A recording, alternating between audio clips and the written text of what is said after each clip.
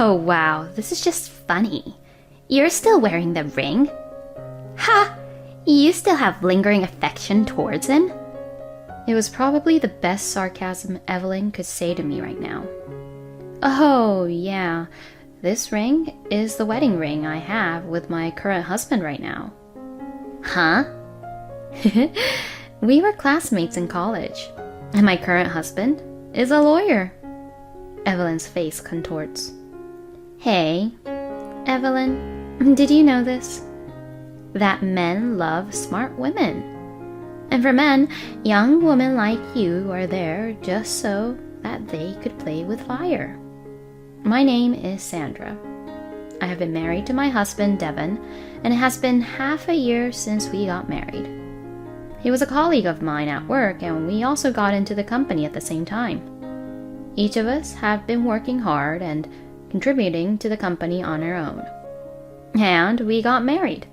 But since we were in different departments, we were not specifically ordered to be transferred, and we left home together and commuted to work every day together. My husband is, to put it nicely, a very serious person.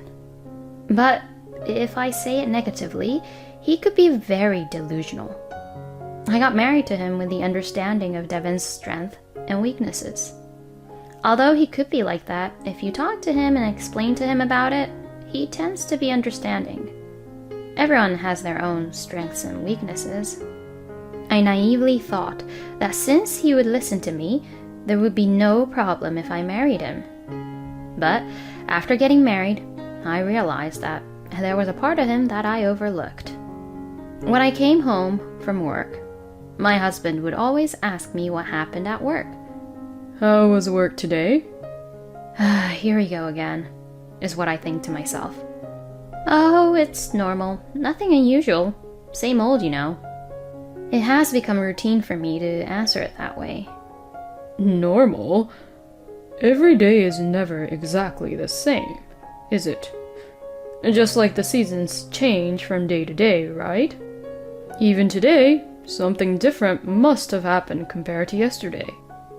If I'm being honest, this conversation itself is really annoying and difficult for me to get through. It's easy to talk about things in the department.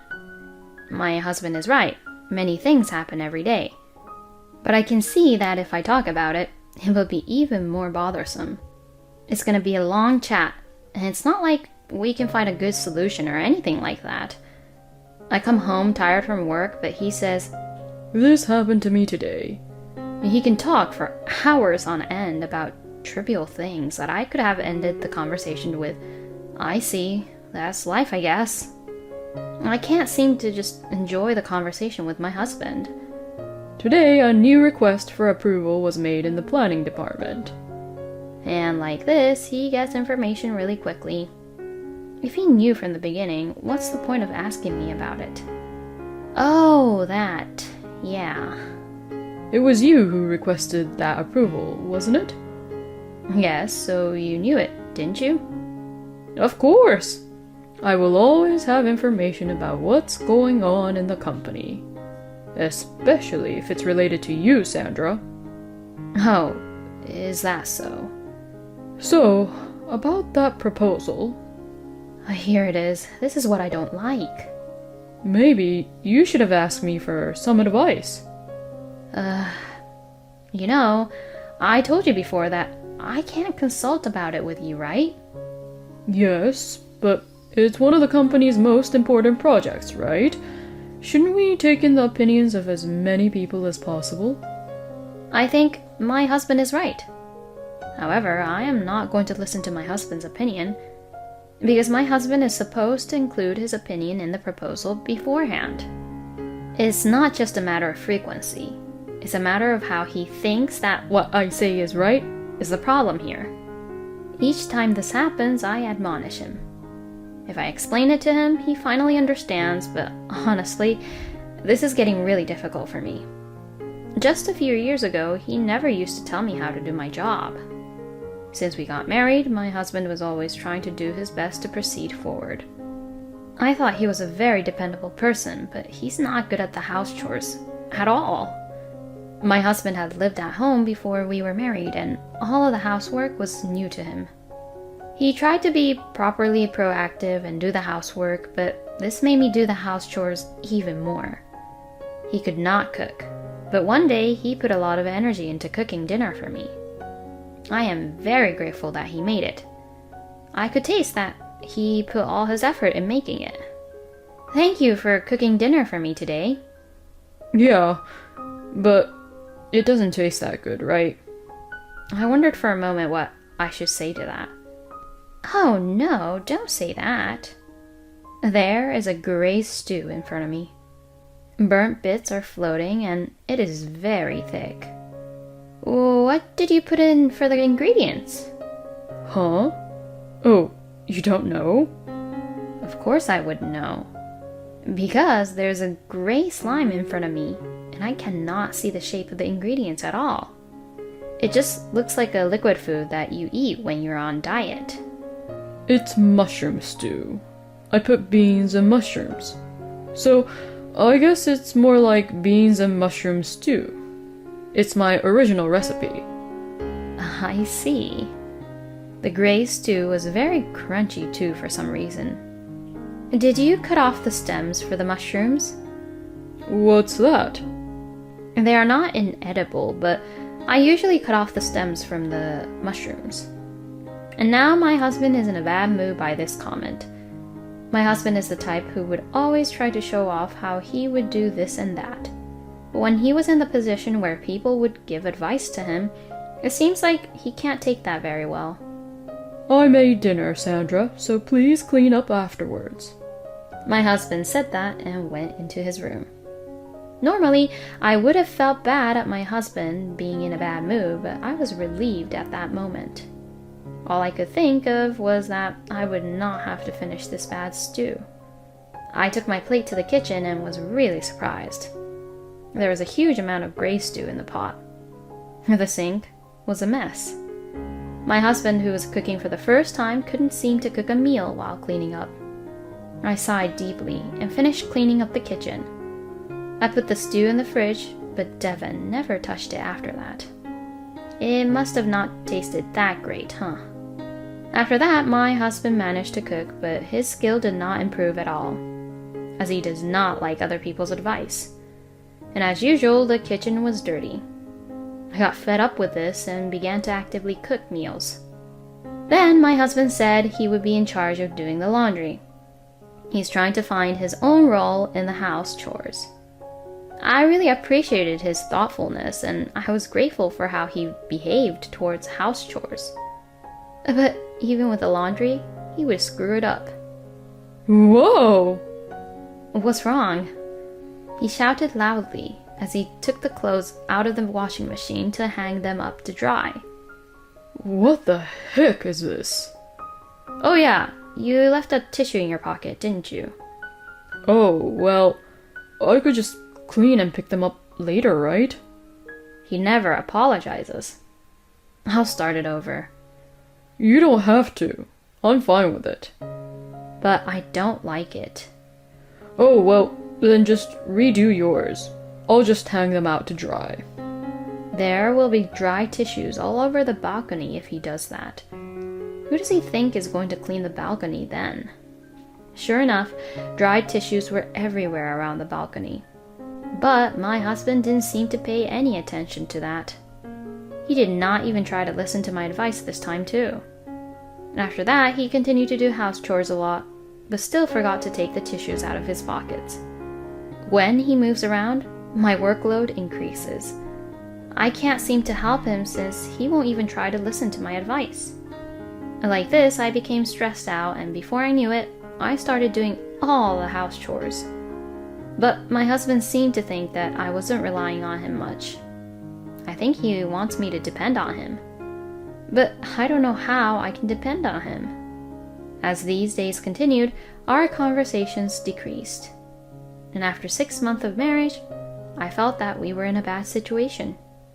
I just get tired of him whenever he opens his mouth. I was at a loss on what to do. Then one of my colleagues told me something about Devon. I was not shocked when I heard the story, but rather I felt somewhat liberated.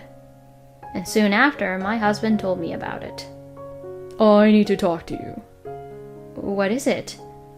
I want us to break up. Does that mean you want a divorce? Yes, that's right. Can you please tell me the reason, just in case? I want to remarry Evelyn. Oh, so the rumors are true. Yes, I had heard from my colleague that there was a rumor that Evelyn, my immediate subordinate, and my husband were having an affair. Fine, let's get a divorce. Are you sure about that? Fine or not, as long as there's no love here, there's no need for us to be together, right? I knew it. You don't even think about stopping me here, huh?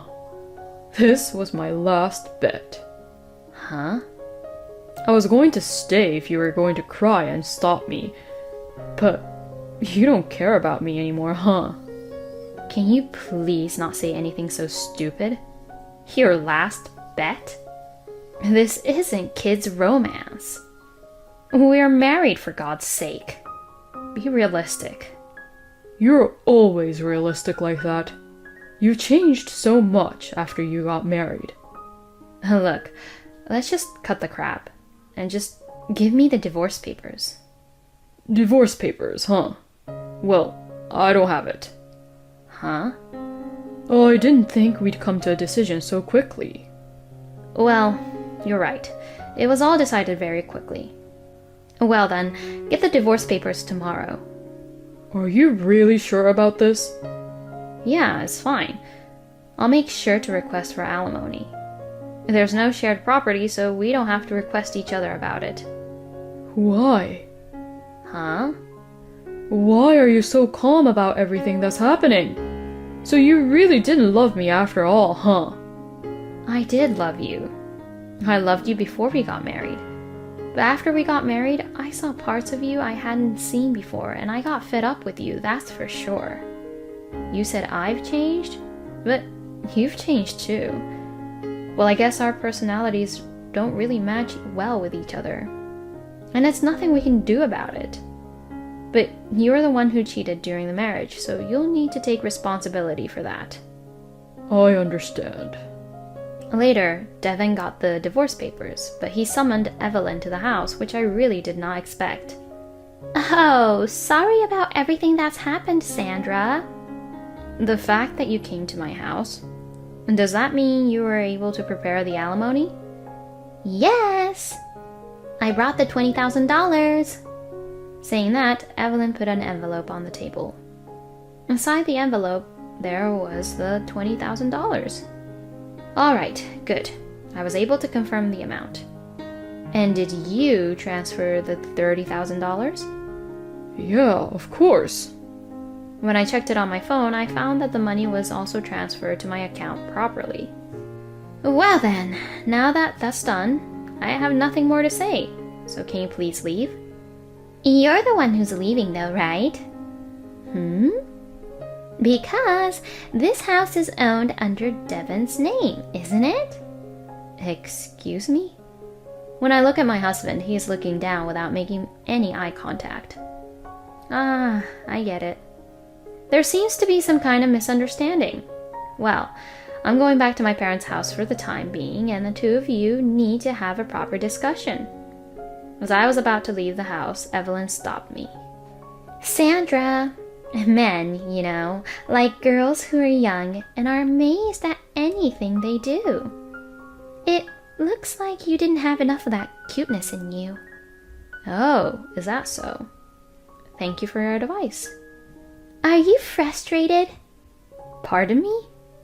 Devin is pretty handsome too. You're right. Evelyn, thank you so much for giving me back my freedom. Please be happy, okay?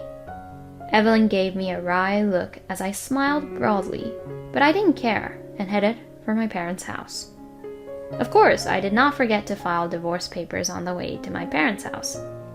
After the divorce, I commuted from my parents' house to work, but after Evelyn came into my house, I could not find her anywhere at work. 3 days later, I was informed that she had resigned. It seems like she had gone back to the countryside. I thought to myself, I don't understand what this means, but it's none of my business. I went back to my parents' house and was having dinner when my ex-husband came to visit my parents' house. Oh, what do you want? Are you ready to move out of that house? Let's start over. What? Evelyn was only with me for money after all. Oh, well yeah, most likely. You knew that? Of course, she worked under me and she's been talking about going to blind dates and looking for rich guys. You were probably mistaken for a homeowner and the son of a wealthy family, right? How do you know? You lied about the house being in your name, didn't you? You're so stupid. Since you like to show off, that's why you get deceived by girls like her. That house was given to me by my father, and it is definitely not my ex-husband's house. Hey, let's just start over. No way.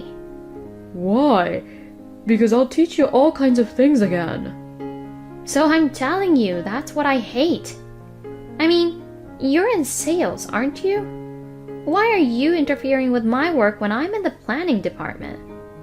And in your case, it's not even an advice. You tell me to make the proposal that you come up with. I really don't like that. It really just bothers me. Anyway, I will never get back with you again. I see. Then give me back the money I've been providing for you. It's like you should be indebted to me. What the hell are you even talking about? You've never, ever provided for me. Before we got married, at our wedding, and during our marriage, we split everything. You know that I have no concept of making men only pay for me. No. It's not no. If you insist, why don't you bring all the receipts with you?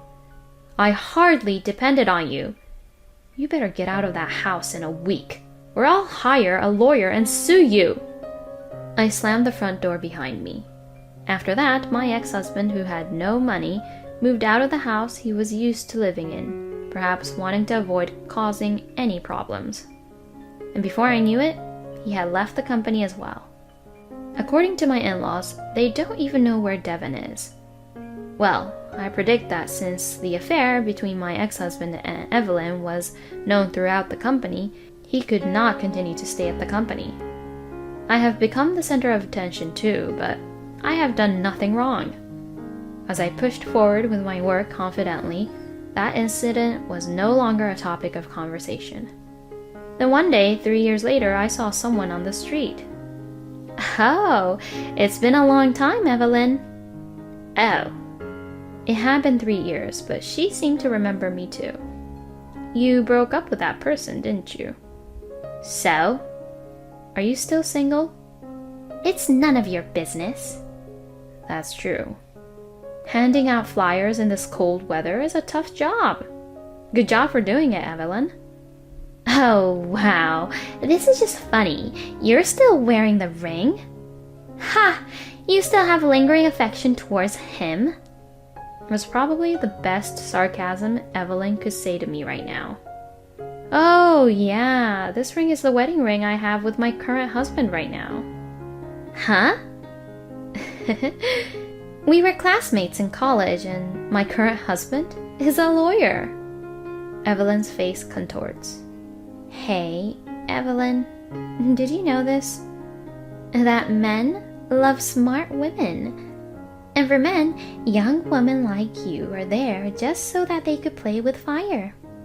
Well then, bye. I smiled at Evelyn as she stood there, and I started walking again. That was pretty mean, wasn't it?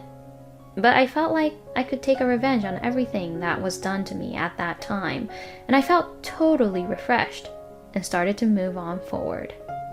Thank you for watching until the end. Please subscribe to our channel. See you in our next video.